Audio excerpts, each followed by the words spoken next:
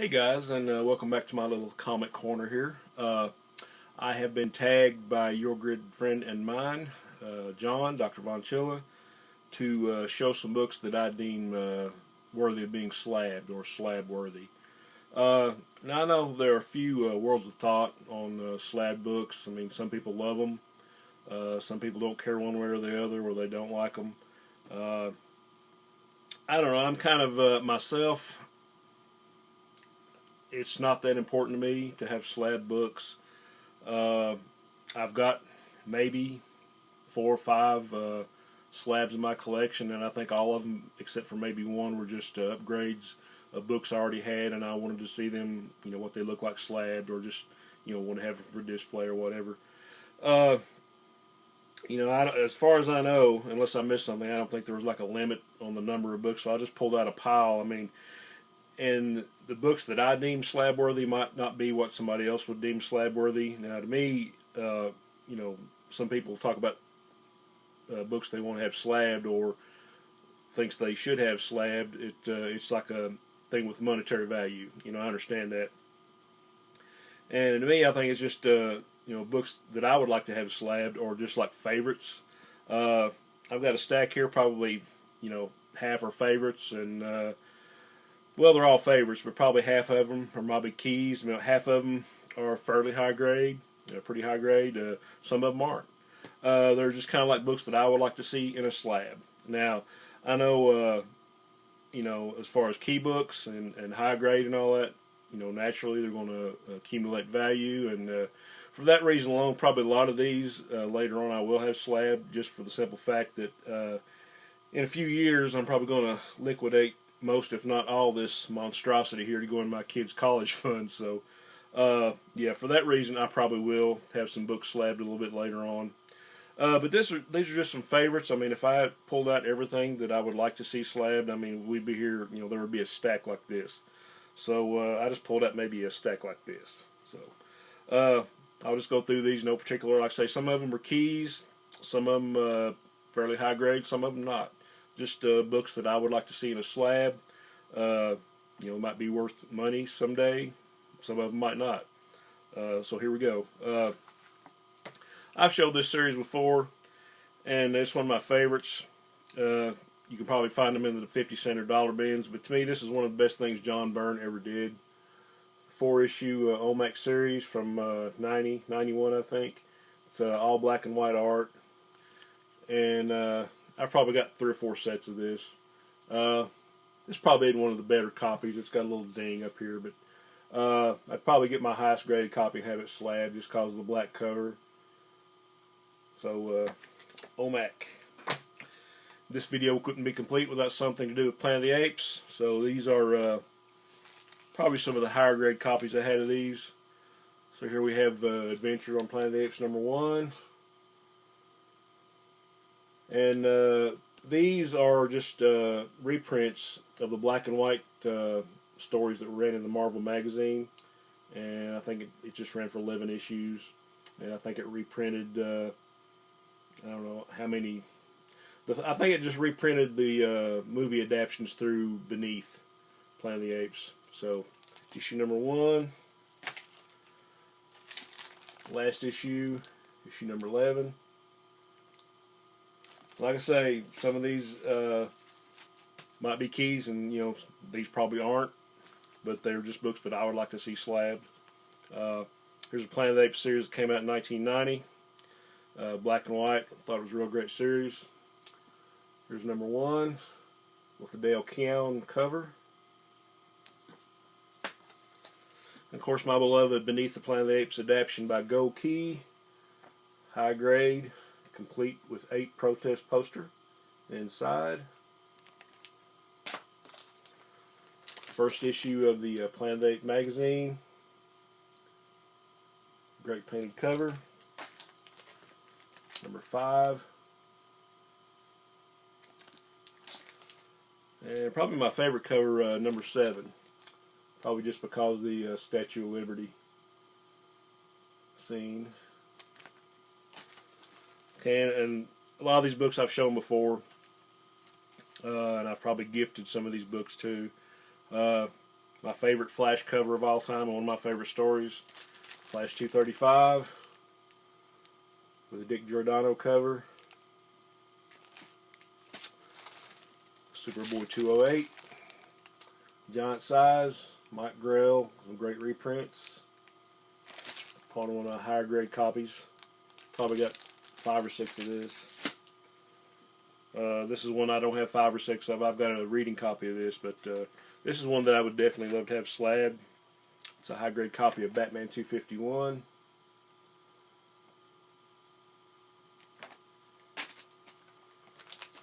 One of my favorite stories, Marvel 2-in-1 Annual, number 2.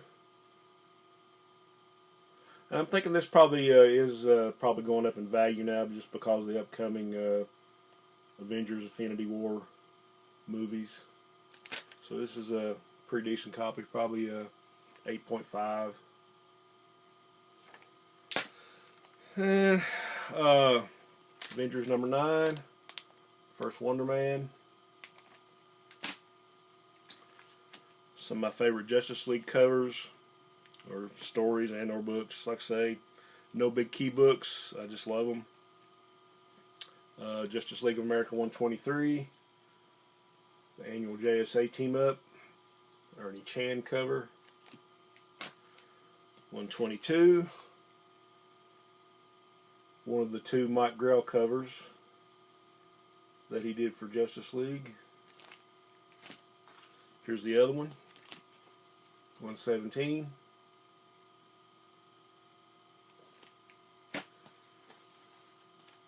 And of course, this video can't be complete without some Commandy in it.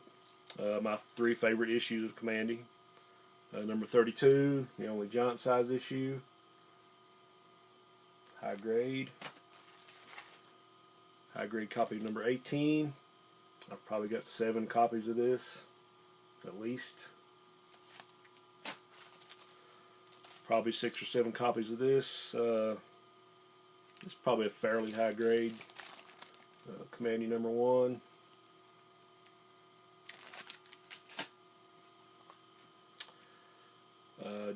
Marvel feature number 1.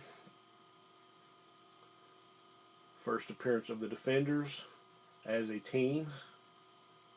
There's some earlier appearances of like 2 or 3 of them teaming up, or maybe just 3 of them teaming up.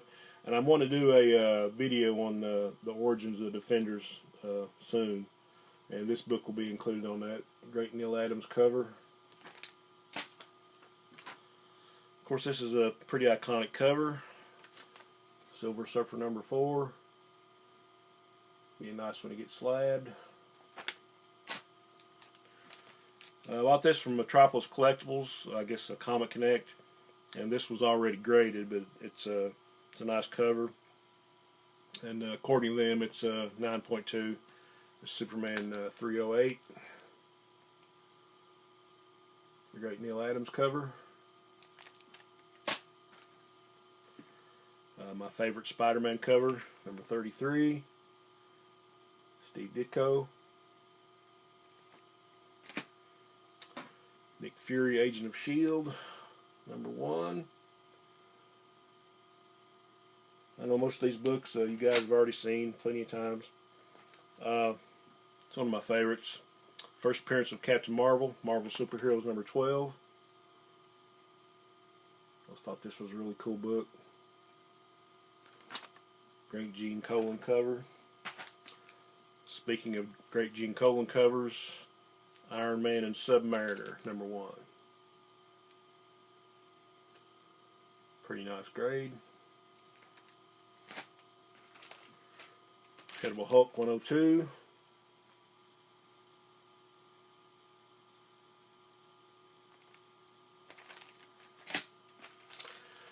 First issue special, number 8, first appearance of Warlord.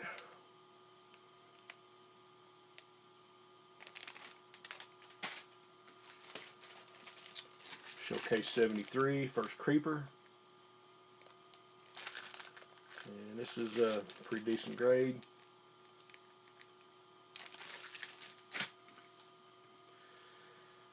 Batman 234.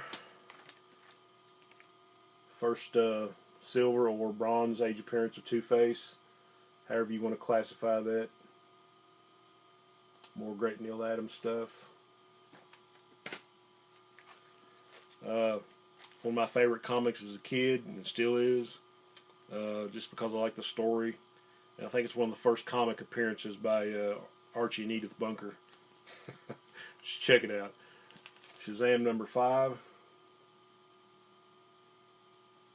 This book actually came in a 3-pack with Batman 251 and Superboy 197 for like 59 cents. I think this might be my original copy. Yeah. Okay. As far as favorites, can't do one without a 100-pager. One of my favorites, got a wraparound cover. DC 100-page Super Spectacular number 6, World's Greatest Superheroes. With the Neal Adams cover.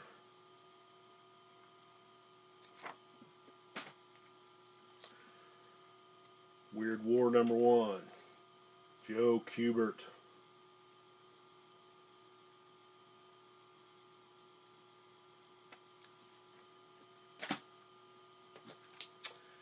Adventure Comics 300. Began in 80 or 81 issue run of Legion of Superheroes.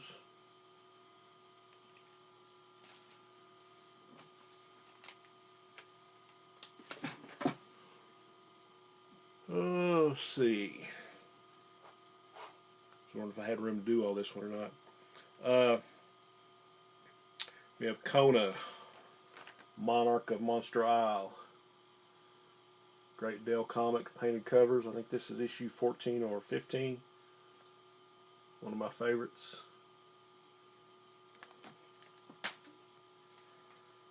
Tales of Suspense 59.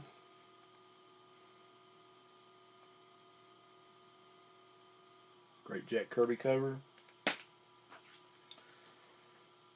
And can't go through this without having a Charlton comic, right? Probably my all-time favorite Charlton comic. Fantastic Giants number 24. All Steve Ditko, Gorgo, and Conga.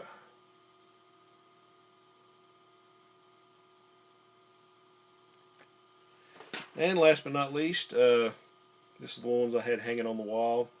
It's my copy of House of Secrets 92. First appearance of Swamp Thing. Sorry there's so much glare, but anyway. Alright guys, there we go. Like I say, I could have pulled out a stack this high, but like I say, those are some keys and some favorites. Just stuff that I'd like to see in a slab. But anyway, John, thanks for tagging me. And appreciate you guys sticking around. And I will see you next time. Onward and upward.